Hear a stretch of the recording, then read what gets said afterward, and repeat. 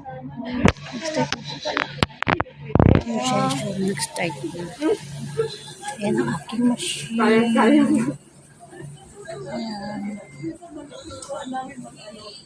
Ang aking kapatner everyday.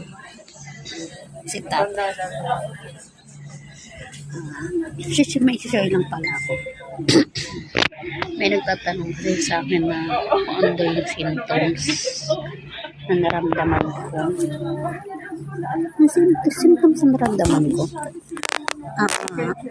Una, nung sa trabaho ko, kahit unti pa lang yung ginagawa ko, based kung mapagod.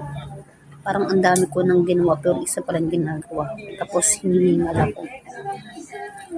Tapos, hindi na ako makatulog sa gabi. As in, makakatulog ako alas 12. Gising ako alas 3. Pero yung 1 to 3 na tulog ko is hindi yung tulog talaga. Parang iglip lang. Then, pasok na naman. Then, lagi ako naiihi. Piling ko punong-puno yung pantog ko. Tapos, pag CR ako, wala akong nilalabas. As in, talagang wala. As in, patak. Ganon lang. Tapos, ang sakit ng tagiliran ko, umaabot sa tiyan, namimilipit na ako sa sakit, tapos, hindi na ako makahinga pag humihiga ako, para akong nalulunod. Tapos, pag pumapasok ako, sabi ng mga katrabaho ko, parang may nagbago sa akin, dry down skin ko, pero binaliwala ko yun. Sabi ko, kaya mo na, gumagano na ako mga katrabaho ko. Tapos yung mga napansin nila na manas daw, sabi ko pa, sobrahan lang sa ganda. Ganyan yung mga reaction ko, pero hindi ko alam yung pamamanas pala ng mukha ko.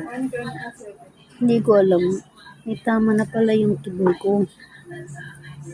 Tapos, yung gabi na hindi ko na kinaya na sobrang hindi na ako makatulog kasi hindi ako makatulog.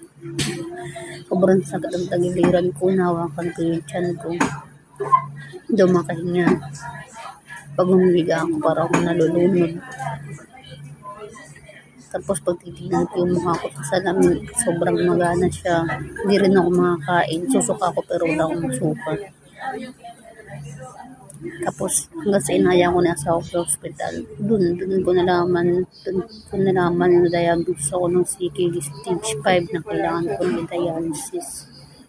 Siyempre, nung sinabi ng doktor na kailangan ko ng dialysis, para ako nag-blackout. Bigla ako natulala. Hindi ko alam kung anong sasabihin ko.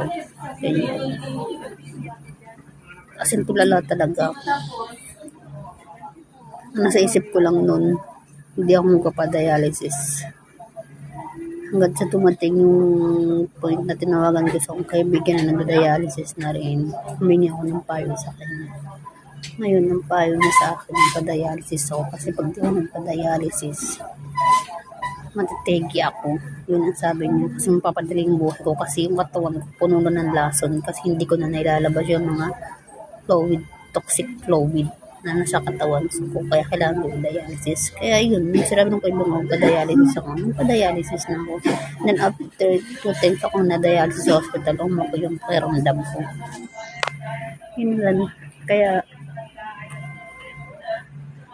guys, iwasan nyo na yung mga food na nakakasira ng kidney ninyo. Like processed food, canned good, noodles, mga red meat, snacks, soft drinks. Ako din naman akong soft drink at mas snacks. Mahilig ako sa usawa na maalat. Aminado rin ako hindi ako matulog.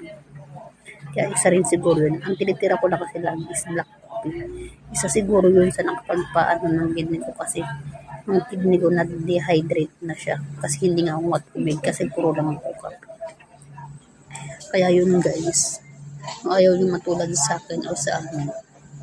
Iwasan nyo na yung mga ganong pagkain. Huwag nyo na antayin dumating kayo sa puntong papunta ko sa dialysis. Hanggat maaga pag nararamdaman kayo, magpa-check up na kayo. Huwag kayong tumulad sa na sobrang taas ng pain tolerance ko. Lahat ng sakit na nararamdaman ko, binabaliwala ko. Yun lang guys. Yun yung mga naramdaman ko nung na-diagnose ako ng CKD, yun yung mga symptoms para sa akin. Kasi magkakaiba naman tayo ng symptoms. Hindi lahat na may CKD, pare-parehas ng symptoms. Hindi po, magkakaiba po kami. Kaya, sa mga nagtatanong po, yung mga sinasabi po namin, wag lang po kayo nagbe-base sa isang CKD na may symptoms, ganyan. Mag-base din po kayo sa iba. Kasi ako na po nang sabi sa inyo, pare-parehas kami ng CKD stage 5, pero magkakaiba po kami ng symptoms. Yun lang po. Thank you.